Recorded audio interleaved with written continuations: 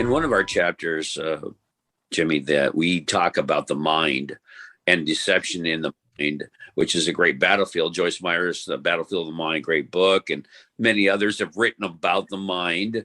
And so as believers, we Satan takes this battle of deception into our minds. And what would you say, and how would you combat that in these end times, especially, that the battlefield really is in our mind? And what is the mind, and what is it all about, and what do we do about that?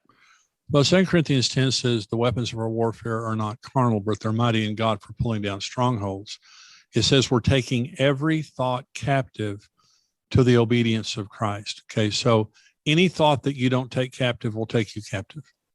Any thought that you haven't taken captive has you captive. And so when a thought comes into our minds, it says that it exalts itself above the knowledge of God. We're pulling down strongholds, and every thought that exalts itself above the knowledge of God. And so every person, when they get saved, they're in bondage mentally to some degree. You don't have the word. The only thing that's going to set you free is the word of God. Jesus said, if you're my disciples indeed, you'll abide in my word, and you'll know the truth, and the truth will make you free. So when I come to Jesus and I began to let the word into my mind, the word of God is living and active, sharper than any two-edged sword. You don't read the Bible reads you. And the only way that you're going to be free from deception is the word of God. The word of God is the only thing that keeps us from being deceived. And it's the only thing that can set us free. So my wife and I both, when we got saved, we went through a process of having to get set free from all the crud that was on us just because of, living in a home where our parents weren't saved. And so it says that we're taking every thought captive. The word captive, you'll appreciate this, David. The word captive means spear point. And the word obedience means to listen under. That we're taking every thought in our minds like a threat.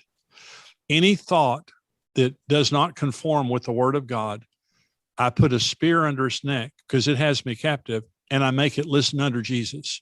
We're taking every thought captive to Jesus. And so it has to listen under Jesus. And every thought that agrees with Jesus can stay. And every thought that doesn't agree with Jesus has to leave. I reject it, and I replace it with the word of God. You can't take a thought out of your mind, but you can replace it with the truth. And so the process of deception is the devil taking truth away from us. And we never had it in the first place. And so our mind is full of deceived thoughts. And this is the battlefield, that's for sure. But the process of freedom is you get in the word of God. My wife is an example of this. When we got married 48 years ago, my wife was she had the lowest self-esteem of any person I've ever met, and she hated herself. She was full of hate and low self-esteem, self-hate and low self-esteem. She's read the word of God every day of our marriage for 48 years, including this morning. And when she first started reading it, she didn't believe it, especially the stuff that talked about how much God loved her. But she read it every day. And I watched as the word of God completely set my wife free and turned her from being a beaten down woman with no self-esteem to being in the likeness of God. And so I believe the very first words of Satan to humanity were, "Has God surely said?" Mm-hmm. Satan came to Jesus in the wilderness in Matthew 4 and Luke 4 and tempted him. And 3 times Jesus said, "It is written, it is written, it is written." It is a war of the word. And to the degree that I embrace the word is to the degree that I'm free and walking in truth. And to the degree that I reject the word is to the degree that I'm deceived. In 2 Thessalonians 2, Paul says, because they did not receive the love of the truth, right, so as to be saved, God will send them strong delusion that they may believe the lie. So you can date the word or you can marry it, but dating the word doesn't get you anywhere. You have to marry it. You have to be committed to it. Excellent. Thank you, brother.